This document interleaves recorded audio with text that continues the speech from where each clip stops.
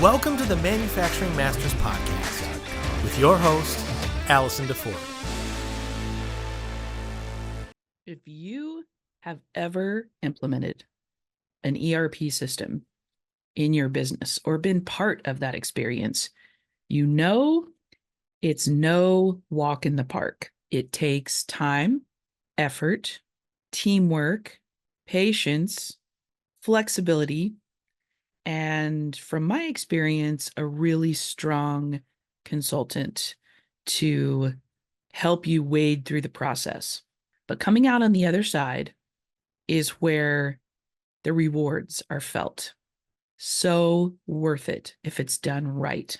Well, today's guest is so enlightening. He is the CEO and founder of ElevatIQ.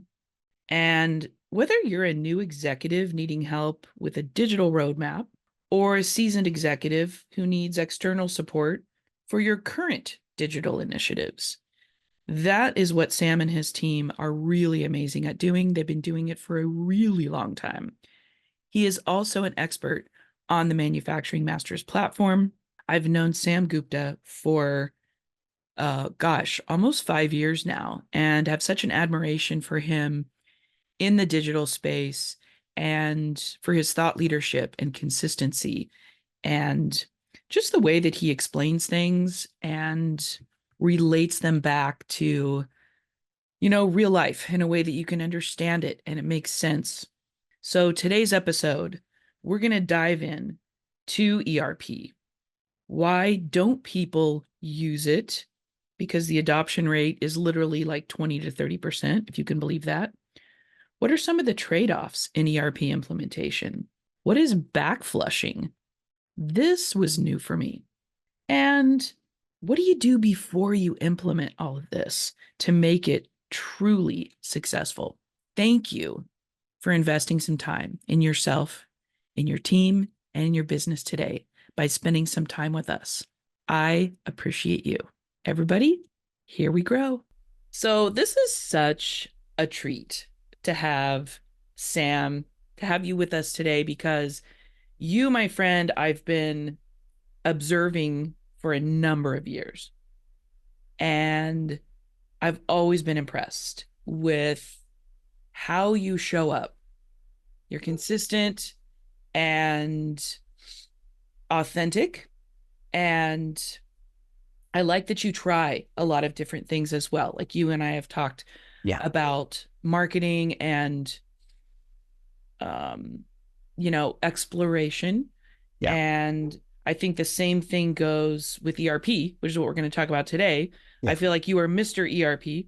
And so I just want to dive into that conversation and give people some really meaty insights. So you talk about ERP being one system for the entire company. Yeah. And one of your videos, you're an expert on our platform. And in one of your videos, you talk about why people don't use it once it's implemented, and like this really low adoption rate of like 20 to 30%. Let's talk about that for a minute. Like, why don't people want to use it once it's implemented? Yeah. So that's a very interesting question. And, such an honor, Allison. I've known you for a very long time now, I guess, probably 4 or 5 years. So it's always a pleasure. I love your work.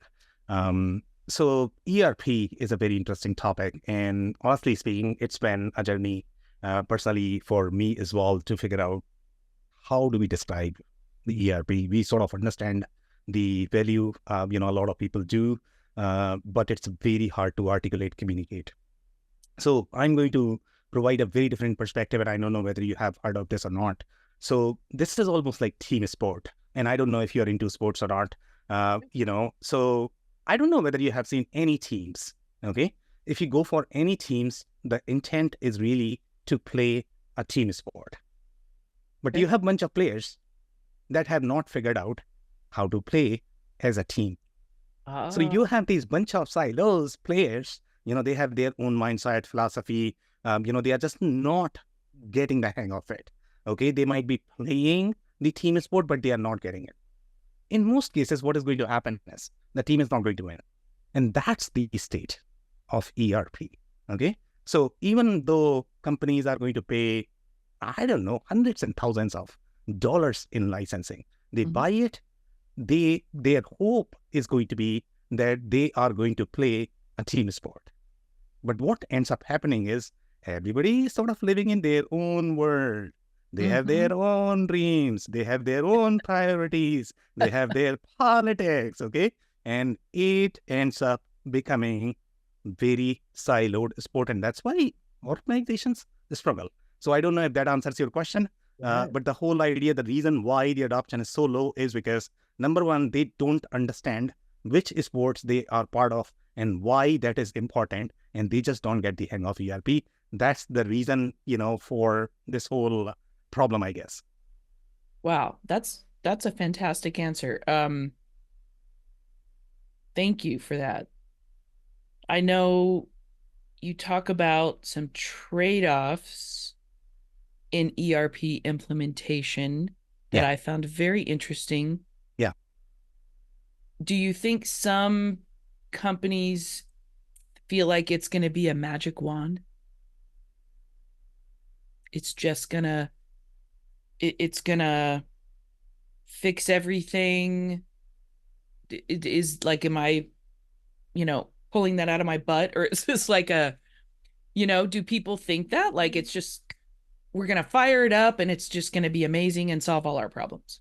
Yeah. So I'm glad that you are talking about that, because that is probably going to be 110% accurate, to be completely honest.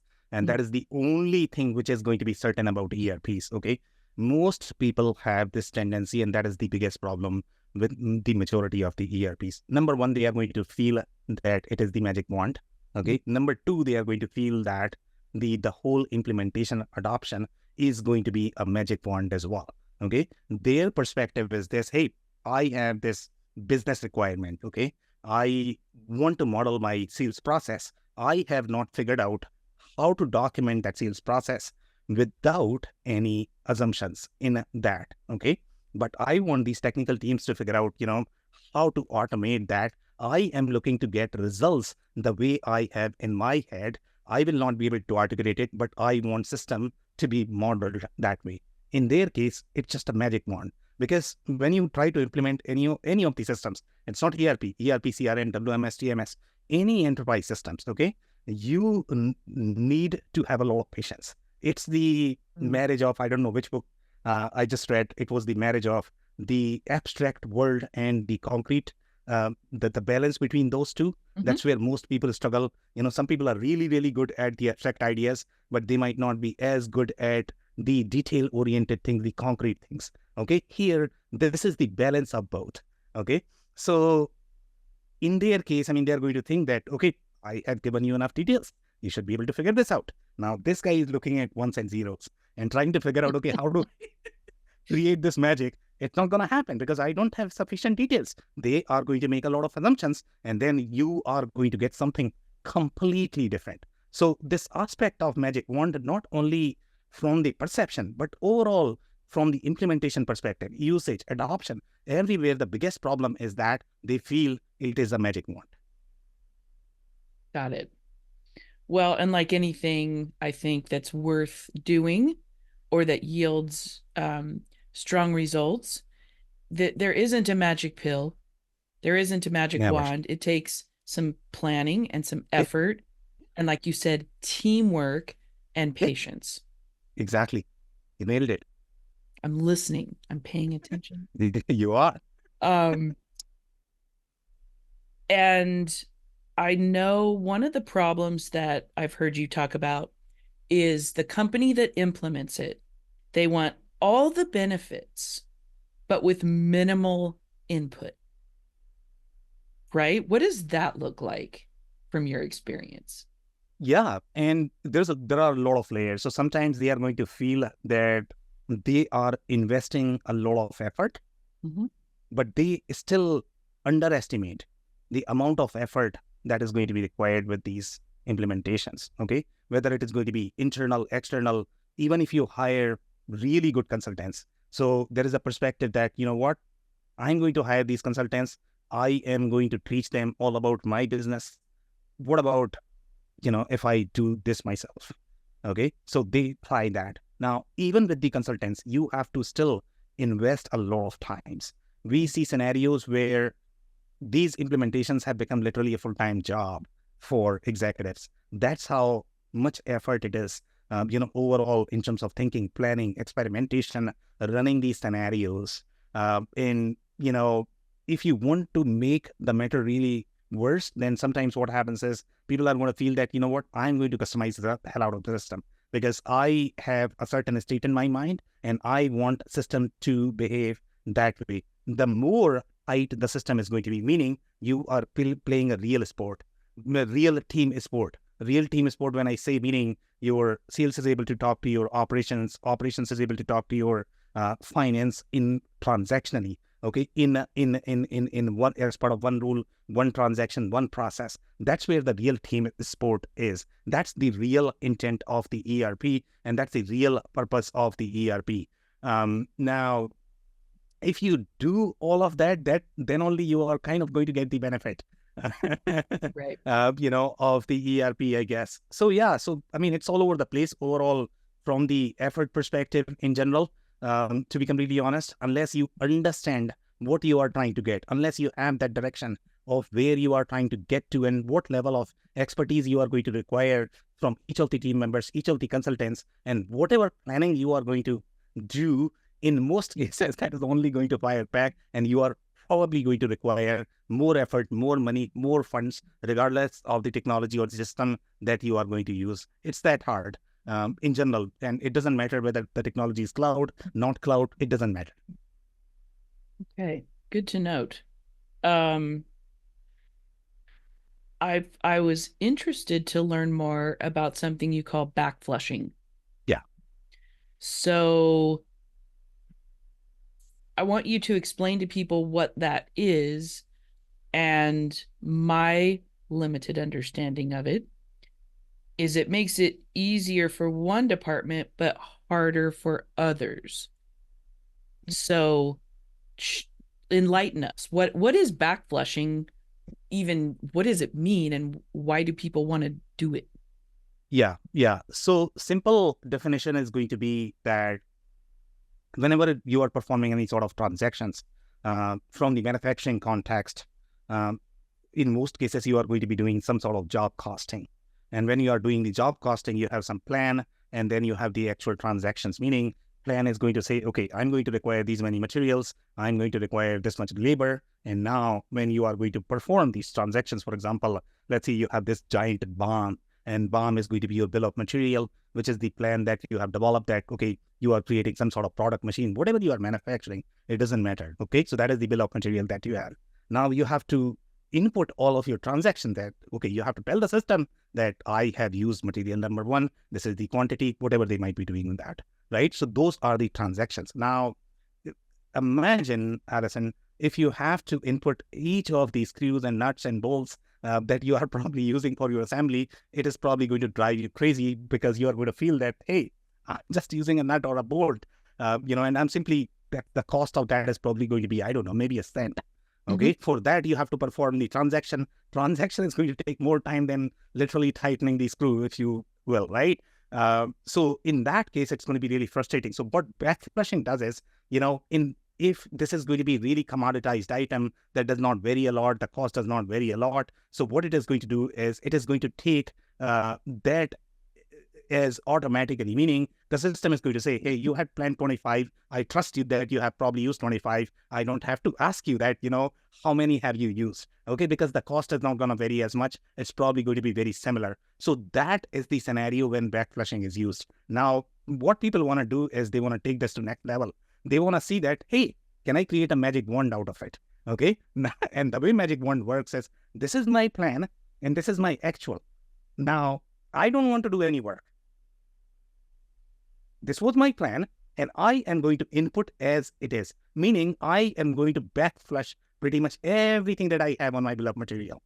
Now, Alison, you know this, okay, whatever plan you are going to make, regardless of whether you are going to be in marketing, operations, finance, it doesn't matter. the plan is never going to be real.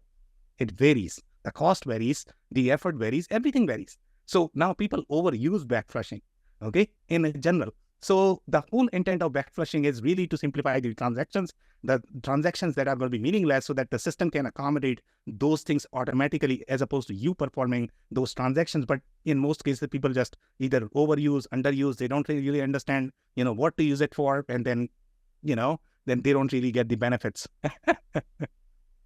I see. Well, excuse me. It's am I correct that it's like you're trying to cut corners? You're trying to save time by doing that, but ultimately it isn't really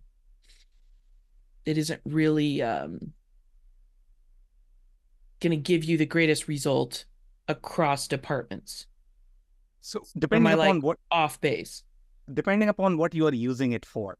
So if you are using it for commoditized materials, for which the cost is not going to vary, meaning your plan is going to be the real world. If you use a screw for 25 cents, the cost of that never varies. In those scenarios, backflushing is great. Now, if you use for a machinery, and that might be utilizing 1,000 different components, the cost may vary. You signed up a PO, but somebody else is getting, some different cost. So you had quoted that, I'm building this machine. The cost of that is going to be probably $1 million. By the time you build, it's probably $5 million. So the cost is going to be different. So initially you had budgeted for $1 million, but the real world is probably $5 million, right? So if you had costed it as $1 million and you're cutting your sales order at $1 million, then you are probably going to lose $4 million. So in those cases, backflushing may be a terrible idea. Backflushing is a great idea when you are using meaningless materials, meaningless transactions. For that, the cost of transaction may be far more, I guess. So that is the intent of backflushing. I don't know if I'm making sense. Yes. No, and I had to think about that for a minute, but no, that makes sense. And thank you for clarifying that. Another thing that you talk about that I think is so important is that everybody needs to get together for onboarding, right? This isn't again, I feel like it's that team. There's no I in team. So what does that look like? Do you find it important? Let me ask this question. That let's say that a leader makes a decision, we're going to implement this ERP system. Yeah. Is it important to get your entire team together before to make the decision, then get them together again once the decision's been made we're all going to onboard together effectively, or we're all going to do the same experience, the same onboarding process. And then I guess maybe explain, I'm not asking this right. Explain to our listeners what you've experienced, because I know you have a lot of experience in terms of onboarding. What's the best scenario? Let me that's a better way to rephrase my question. Yeah, so the best way to compare this is going to be in terms of different leadership types. Okay, so when you define, who's a better leader? Is the better leader going to be somebody who's going to be super hands-off? Okay, and they are not going to be touching anything. They are simply going to be providing rough guidelines, and the team is probably going to take care of everything else. That is one type of leadership. The second type of leadership is where the leader is micromanaging pretty much everything. Okay, which one is a better idea? Nobody knows. Okay, for the most part, the right leadership is going to be in balance. Okay, where the leader has created a framework. Okay, whenever the leader needs to chime in, they should have enough framework, enough rule set or playbook to be developed that, if there is a conflict in the team where you need overarching alignment, then you want to make sure that you bring me in, because I have that strategic mindset, the cross-functional mindset, so that I can provide the insight in terms of what we are trying to accomplish. But if you are in the weeds, I don't have to be involved, right? So it's all leadership. This is going to be a test of the leadership in terms of how you operate. The same thing goes for the ERP as well. Okay, sometimes what happens is, we have seen leaders. Okay, hey, too technical. I should not be involved. Yeah. Go ahead and do it. Bring it to me when it is baked. I'm going to eat it. Okay. Right. Great idea. Then what is going to happen is, you are going to ask for something and you are going to get something else. Because with these things, the way the process goes is with each step, and it is a very iterative approach. Unless it's a super easy implementation, 90% of the implementations are never going to be easy. Okay, they are going to be terribly difficult if you are using the real ERP product. Okay, if you're using very small, they are not as connected, it's just an app, it's not a real ERP. Okay, so there is a debate about, okay, what is a real ERP? If you're using a real ERP, then you would require far more investment from the leadership overall, from the onboarding perspective, because you need to align all of these teams. You need to align their data. You need to align their processes. Everybody is singing the same song. If they are not, that means they are probably not going to be, on ERP. So the way this goes is, okay, when you onboard, so you are going to onboard, and at each step, you have to make critical decisions. And sometimes those critical decisions could be as severe as having the kill switch for the whole project, because you cannot go ahead. So how do you identify that? Now, if you're completely disconnected from the technical team, and technical teams are not able to express their concerns, why this matters and what is going to be the impact on scope and budget, and you are not necessarily invested in that you don't understand. If you don't understand, then you are going to be making decisions from very far off. Mm-hmm. And then you are not going to be informed, I guess, in your decision making. So again, when you look at onboarding has to be the right balance, and those are the projects where we see the real success. That, okay, we have some sort of framework and we recommend framework. Sometimes people listen to us, sometimes they don't. So depending upon, what approach you are taking for the project, that's what is going to dictate, whether you are going to be successful with your onboarding. I don't know if that answers your question. Yes. And have you experienced, I think I know the answer to this, but I would love to hear, have you experienced, I guess what I want to know is if you've encountered, like, let's say, a manufacturer who says, oh, we want to implement an ERP. Okay, yeah. Great. You go through all the steps, but you detect that they want you to wave a magic wand. They're going to say, oop, too technical. You guys just all take care of it. Do you find that you can pretty much predict that that's probably not going to go well? That is probably, yeah. That is probably in 80% of the cases, I would say. We kind of know which projects are going to go well if the leadership is a good listener, I would say. If they listen well, if they are paying attention to what we are trying to say, if they are listening to our recommendations, if they are going to say, no, don't worry about it, I got it, I'll give you an example, okay? So in some cases, like, these people are like super sharp.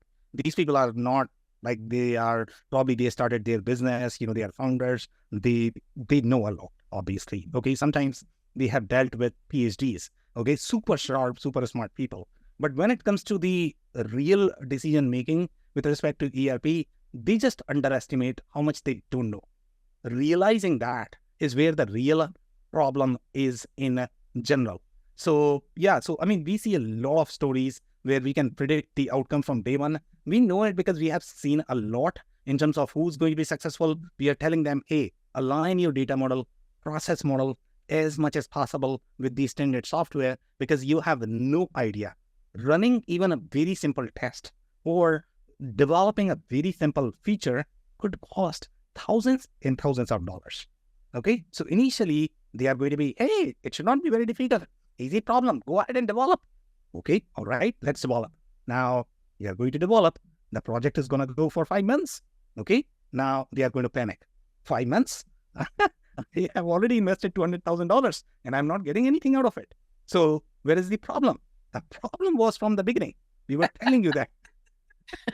Simplify your processes, simplify your data, think simple, okay? Really appreciate what you are doing. And if you don't do that, okay, if you're going to feel magic wand, wonderful. It's not going to go well. We know from the get-go. So important things for you listening is if you're going to implement an ERP system, one of the most important things you can do is be a good listener, right? To make sure it's a team effort. And please don't underestimate how much time it will take. Don't try to minimize it. And I would kind of say, leave your ego in your pocket, right? Thinking you know it all, or I've got this, like you said, yeah, we've got this. That's not going to help you. The person taking, not you, Sam, but the person buying the system. So like really trust your consultant and your implementation team and listen to them. Take their advice, right? Yeah. And to be completely honest, I mean, it's not supposed to be as binary. It's not that, I mean, these people don't know that they should not be paying attention to their ego. These people are very smart, okay? Very smart. It's just that this is like the highest amount of critical reasoning that anybody can have in their lifetime. That's how difficult this is. Because again, they don't know what they don't know. Even for us, it is very difficult. Even doing this for, very long time, doing it every day, we still have a lot of blind spots. We cannot forecast them. That's how hard this is. It doesn't matter how many times you do it. You are still going to have blind spots. Sometimes the consultants may be able to articulate, sometimes they might not. Right. Okay. And now these people are, and sometimes they are going to say, you know what? I've done 2 implementation. I know everything. I got it. Okay. It's not as difficult. All right, let's do it. And then we run into trouble every single time, regardless of the project. So be leery if a consultant tells you, this is going to go so smooth. This is not going to take a lot of time. I think don't underestimate and be concerned if you're talking to a consultant that tries to minimize any of this. Yeah, I will also mention one thing that, and I'll take an example of the marriage. In marriage, you are going to have ups and downs, negative voices, doubts, everything. Okay, that's part of your journey. With ERP implementation, you are probably going to get that as well. But have trust in somebody. Okay, be committed to somebody, regardless of the, how hard the time is going to get. It doesn't matter. Okay, have trust in somebody. Just follow one path. If you have to file divorce, really think through that. Right? Exactly. It's never going to be easy. So whoever you commit to, try to stay there. And work through it. I think, and we're getting close to the end here, and we have, my gosh, so much more we could talk about. Some things that you talk about that I feel are very important is before implementing. You talk about poor business intelligence and that you want as much data as possible impact and how it's going to impact. I'm trying to read my notes here. How it's going to impact customer-centric functions as well as vendor-centric functions. I thought that was an interesting point. You want to talk about that for a sec? Yeah. So business intelligence is like a donut that everybody wants to eat. They don't want to worry about how the donut is cooked, and how much time and effort is going to be involved in that. So most people, talk about, okay, I want business intelligence. Okay. But again, the amount of discipline that you are going to require to enable your data and processes is what is going to give you the business intelligence. It's almost like a humongous formula or a pivot table. Okay, the design of pivot table is going to dictate whether you are going to get the business insight or not. Now, balancing the customer and vendor aspect, the point that you just touched. So again, the whole idea of ERP is you are centralizing all of your processes, whether they are going to be your customer-centric, vendor-centric. Now, not everything needs to be correlated. Typically, the process that you really want to integrate, correlate, are going to be something that touches your dollars, which are going to be, even customer-centric processes, vendor-centric processes. You are going to have some sort of dollar implication, meaning whenever you are going to file a sales order, that's when you are going to have real serious dollar conversation, and that's the boundary of any ERP. Before that, you are going to have a lot of things from the marketing perspective. They don't necessarily need to be integrated, even though marketers are going to care for the business intelligence as well. But overall, from the boundary of your ERP, that is not going to be as relevant. Okay. But if you care for that business intelligence, then you are probably going to create another layer. So there are a lot of different things and by the way, I mean, ERP is just a marketing term, to be completely honest. Okay. You have many different modules, many different systems that sort of play together to form this whole architecture that gives you the donut, which is called business insight, whether it is going to be customers or it is going to be from the vendor side of the processes. So again, the whole concept is called enterprise architecture, and enterprise architecture is going to give you the donut, again, business insights, across the processes, across your data sets, whether it is going to be marketing, sales, finance, operations, it doesn't matter, manufacturing. Okay. So I don't know if that answers your question. Yes. And I like how you talk about that ERP is like a giant mathematic formula. Yeah. And it reacts to what you feed it. Yes. And here, before we wrap up, I wondered if you would talk about the 3 I's and how those do you feel like the 3 I's are things to watch out for? How would you describe what they are? So what are 3 I's? Sorry. You talk about it being inaccurate, incomplete, or inadequate. Right. So the information. Yes. So that is coming more from the data perspective, I guess. So anytime the data is going to be inaccurate, incomplete, and what was the third one? And I'm missing that. Inadequate, incomplete, and the third one? Inaccurate. Okay. So yeah, so this is all coming from your data perspective. Number one, whenever you are acquiring any sort of data, is the data complete? If the data is not going to be complete, then the insight that you are going to get, and let's take the example of a donut. Okay. Mm-hmm. You are trying to cook donut and donut requires a bunch of ingredients. Okay. You have sugar. Great. Wonderful idea. But is sugar enough?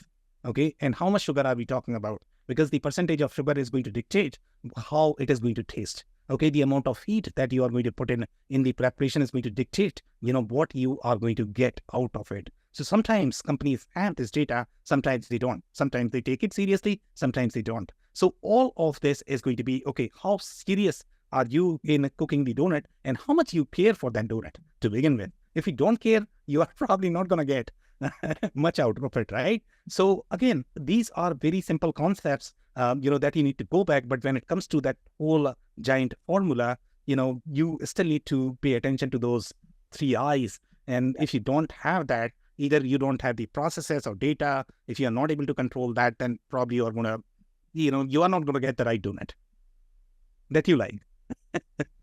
Right. It's going to be a donut filled with air or some ingredients that aren't I don't mind that one. Okay. I would rather if it is going to be burned.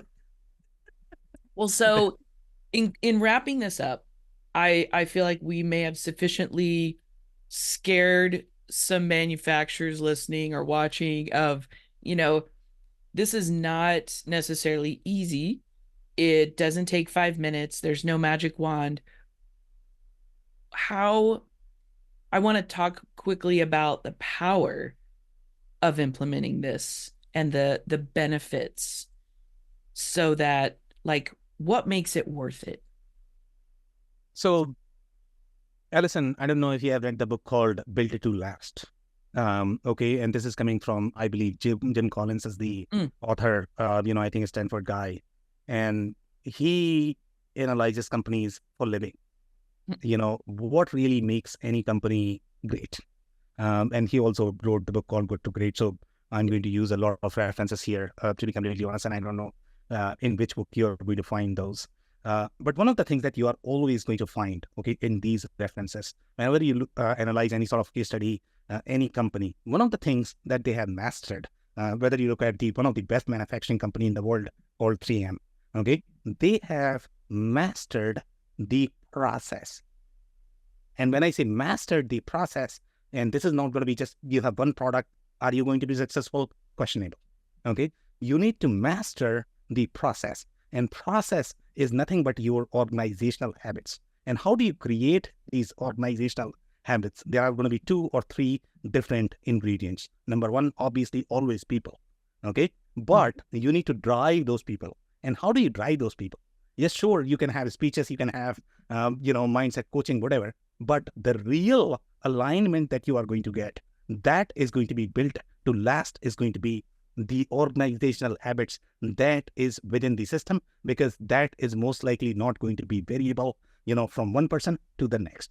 That's how you maintain the quality. That's how you maintain the control in the company and build the scalable processes that are going to last. So now I'll ask you this question, okay?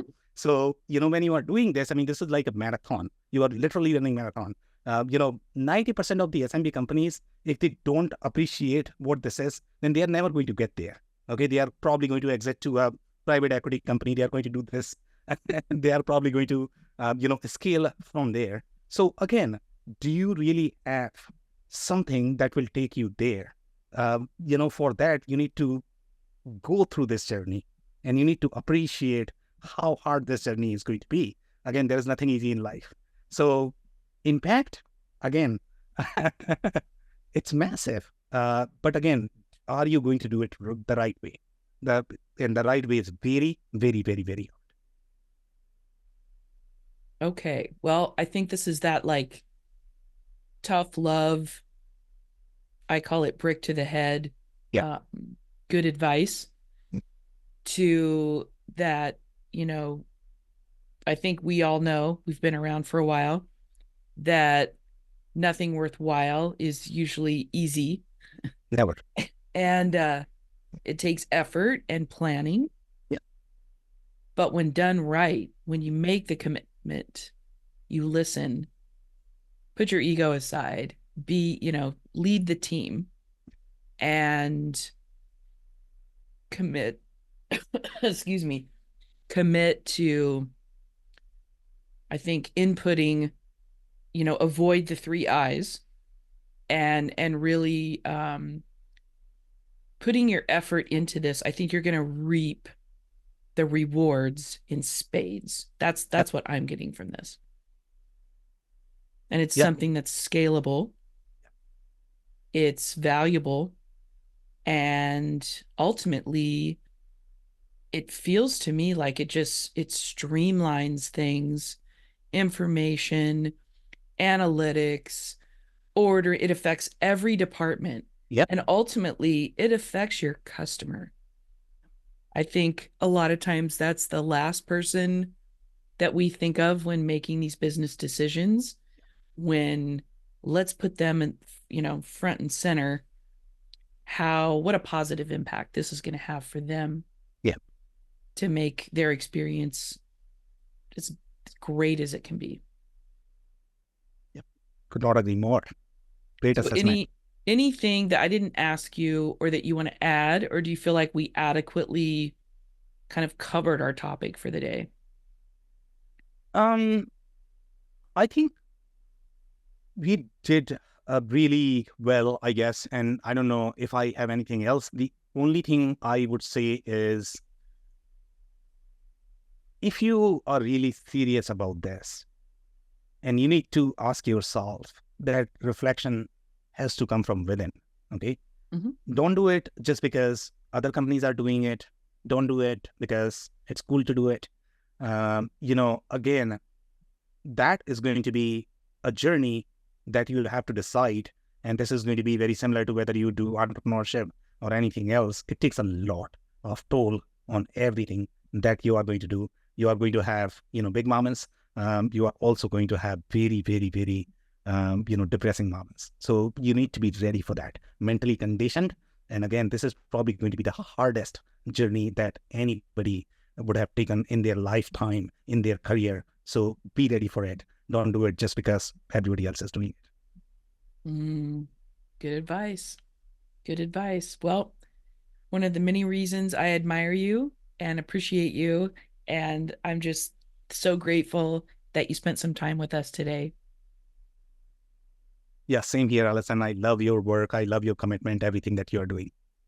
Well, thank you. It's very mutual. And I would just say, for you listening or watching this, just want you to know how much we appreciate you.